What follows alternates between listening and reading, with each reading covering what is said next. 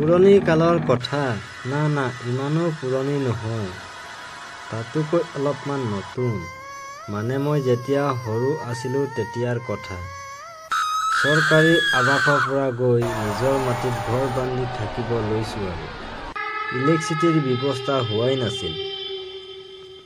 তেনে দিনত প্ৰায় আমি ৰাতি ভাত পানী খাই চোতালত পাতি পাৰি বহিছিলোঁ।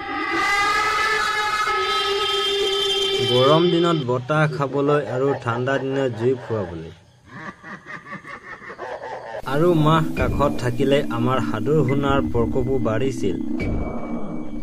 মা এটা কণা বুলি কামোৰ দি মাক মাজত লৈ কোনোবাটোৱে যদি আঁঠু কুচাই বহি লৈছিলোঁ, আকৌ কোনোবাটোৱে মাৰ কোলাত মূৰটো থৈ পাতিত দেহাটো এৰি দিছিলোঁ।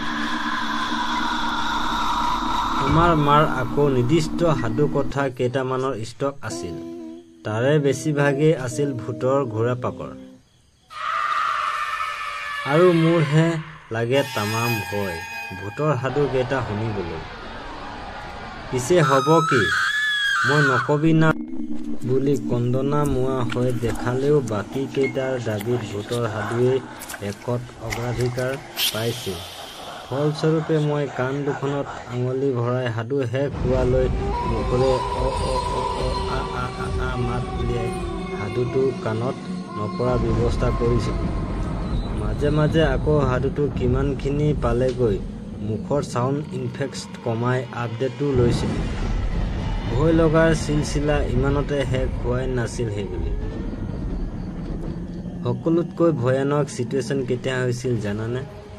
যেতিয়া সাধুৰ শেষত মায়ে কৈছিল, আচলতে সেই ভূতনীটো ময়েই, তহঁতৰ মায়েৰ হৈ আছোঁ।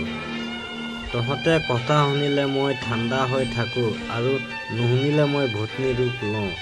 এনেকে বুলি খোপা খুলি চুলিখিনি মেলি লৈ চকু পকাই দেখাইছিল।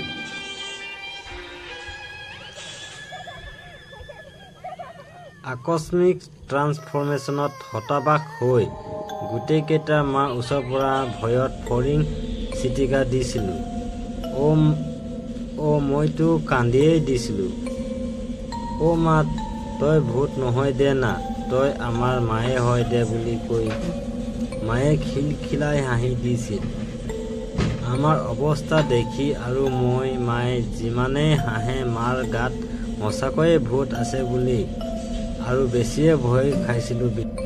পিছে মায়ে কোৱা সাধুবিলাকৰ ভিতৰত মোৰ প্ৰিয় আছিল শ্মশান মন্দিৰ ঘৰৰ মৰা স্বামীৰ বৰ শীৰ্ষ সাধুটো। শুনিব খুজিলে কম বাৰু কেতিয়াবা।